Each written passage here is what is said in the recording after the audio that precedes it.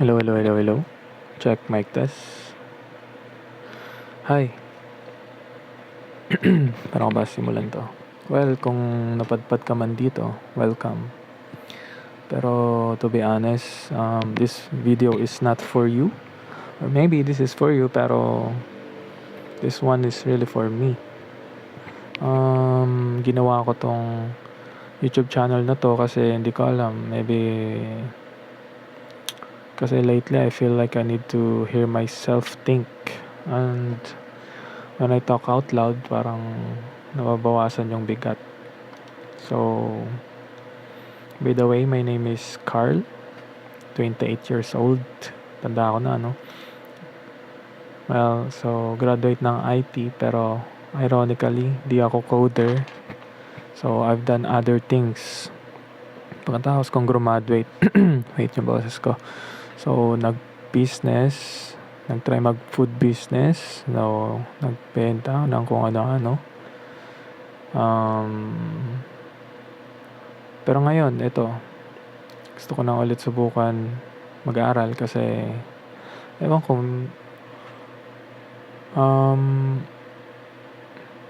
parang na-realize ko lang na maybe ito talaga yung path na kailangan kong i-take kasi matanda na ako. Ewan? So, ano ba to? So, para sa akin, ito lang, ay sorry, yung upuan ko yan. So, what is this? Ito yung magiging daily journal ko. So, walang edit, walang kung ano-ano. So, hindi na ako mag-edit na basta. Bale, daily journal ko lang dito. So, kung ikaw ay parang gusto mo ring sumabay, which is wala ka ring alam sa pagko-code, parang ako. So, maybe feeling mo din stuck ka sa buhay, parang ganun. Baka nakaka-relate ka, kaya napadpad ka rin dito. Kaya hanggang ngayon, pinapakinggan mo pa rin to. So, baka makatulong to. Or maybe, gusto lang may kasama habang nagko-code. Pwede ka rin sumabay dito. Mag-open din ako ng Discord soon para sa mga mapapadpad dito na interested din mag-aral sa coding. So, share tayo ng knowledge, parang ganun.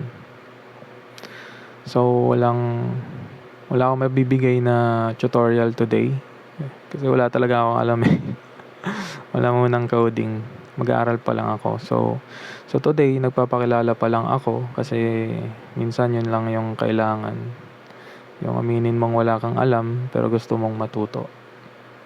So yeah, I'll end this with nothing special. Just this. So ngayon, ang tagal ko nang pinaplano to eh. Pero ngayon, nag-show up ako. So kahit boses lang siguro to, I can inspire others na mag-start din sa journey nila sa coding. So, ang gagawin ko after neto is mag-aaral ako ng JavaScript, which is yun yung kailangan kong aralin para dun sa course na hiniram ko dun sa friend ko, which is yung React.js sa Udemy. So, ayun. Hanggang dito lang yung video na to.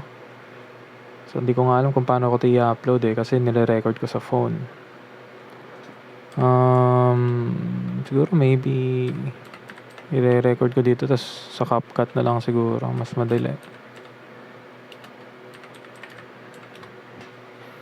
So, ayun.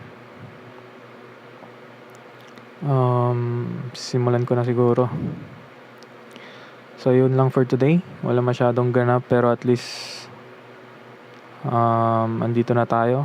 Minsan yun na yung panalo eh, yung hindi mo tinatakbuhan yung sarili mo, di ba? So, salamat sa pakikinig o sa panonood kahit naka-black screen lang. So, nandito ka pa. Ewan ko na lang. Pero hey, salamat. babalik ako kung kailan siguro meron na akong mabigay sa inyong mga tips, ganun. Or kahit mga failure ko siguro sa pagko-code. So, ayan.